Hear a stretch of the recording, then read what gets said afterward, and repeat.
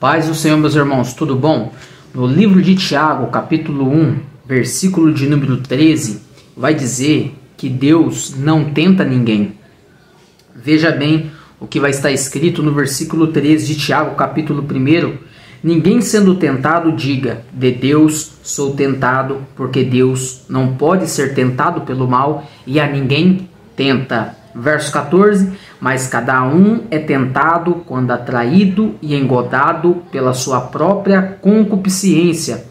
Depois, havendo a concupiscência concebido, dá a luz ao pecado, e o pecado sendo consumado, gera a morte. Vemos aqui que no versículo 13 está escrito que Deus não tenta ninguém. O verso 14 explica certinho o porquê e como isso se ocorre.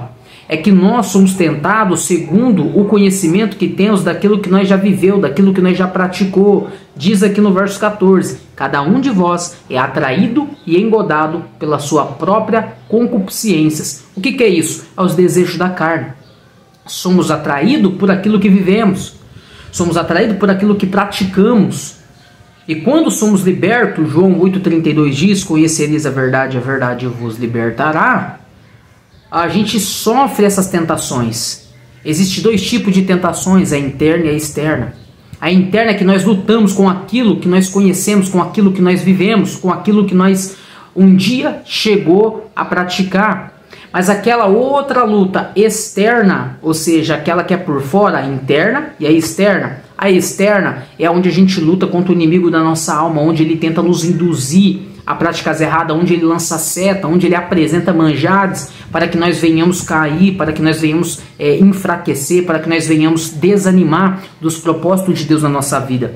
E às vezes você está aí se pegando, se falando assim, meu pai, eu estou te servindo, eu passo por isso, eu passo por aquilo, é desejo disso, é desejo daquilo. Isso são as próprias concupiscências, ou seja, os desejos a qual você viveu. O inimigo, ele nos induz, o inimigo, ele nos leva, o inimigo apresenta manjares e muitas das vezes caímos nesses lados. Depois que conhecemos esse pecado, depois que conhecemos o prazer deste pecado, é uma luta constante para que venhamos, vamos dizer, se desamarrar. Por quê? Porque a Bíblia diz em Provérbios 5:22, quanto ao ímpio, as tuas iniquidades os prenderão e com a corda dos seus pecados será detida. O que eu quero te dizer, meu irmão, que o pecado, eles são cordas, o pecado é amarração. E se nós analisar no versículo 13, o texto diz que Deus não tenta ninguém. E Deus não é tentado pelo mal. Mas diz aqui, ó, cada um de vós é atraído e engodado. Engodado é enganado. Somos enganados pelos prazeres. Somos levados a sensações momentâneas, a prazeres momentâneos. E muitas das vezes o inimigo usa desses recursos para poder nos afastar de Deus. Muitas das vezes ele cria manjares para a gente poder ficar atraído por aquilo, para que a gente possa estar olhando para aquilo e perdendo os propósitos de Deus na nossa vida. Você está entendendo? Porque Deus tem projetos com a raça humana, Deus tem projeto com o homem, Deus tem projeto com a mulher, só que o inimigo, ele tem planos, e os planos dele é de frustrar os propósitos de Deus, só que ele não consegue. Só que a forma dele tentar interromper e prejudicar, ou seja, retardar a promessa, o chamado de Deus na tua vida, é te levando para os desejos da carne, é te fazendo olhar para aquilo que o mundo te dá, aquilo que Nabucodonosor te dá, ou seja, que o príncipe deste mundo proporciona, balada, festa, droga na veia, cocaína, maconha, bebida, prostituição, orgias. Você está entendendo? O que o inimigo nos apresenta são coisas do mundo e ele é príncipe deste mundo. Evangelista, aonde está escrito isto? 1 João 5,19. O mundo está no poder do maligno. Então vemos que ele está imperando neste mundo, que ele está atuando. Você está entendendo? E ele está com toda a força. Você está entendendo? Com toda a força tentando nos desviar dos caminhos do Senhor com coisas prazerosas, que traz um prazer na nossa carne momentânea. Você pode ver, você fuma um baseado, daqui a pouco a brisa passa e você tem que fumar de novo. Você cheira uma cocaína, você fica ali, vamos dizer, abafado, louco no efeito, e daqui a pouco passa e você tem que entrar nessa brisa de novo, para você poder ter alegria, para você se sentir feliz, porque hoje você disse que você é feliz bebendo, que você tem paz tomando um álcool, cheirando uma cocaína. Você está entendendo? Você disse que você consegue a solução para os seus problemas fazendo isso, e isso não traz a solução solução. Isso só traz prejudicação à sua saúde, traz prejudicação emocional, mexe com o seu equilíbrio, você está entendendo, emocional, te coloca uma depressão. Agora, quando você começa a usar a palavra de Deus, ela te traz alegria, ela te traz esperança, ela te traz libertação. Você não precisará de uma clínica de recuperação, você não precisará ficar ali, vamos dizer, afastado da sociedade, indo para uma chácara, indo para um sítio para você poder ser liberto. Hoje você pode ser liberto aí na tua casa conhecendo a palavra de Deus.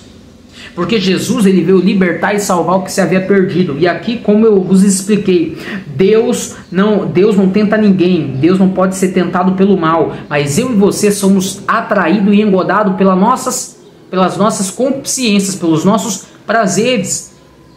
Ou seja, eu já fumei maconha, eu já bebi, eu já fiz muitas das coisas erradas. E o inimigo, ele vem tentar nos prender naquilo que nós fazia.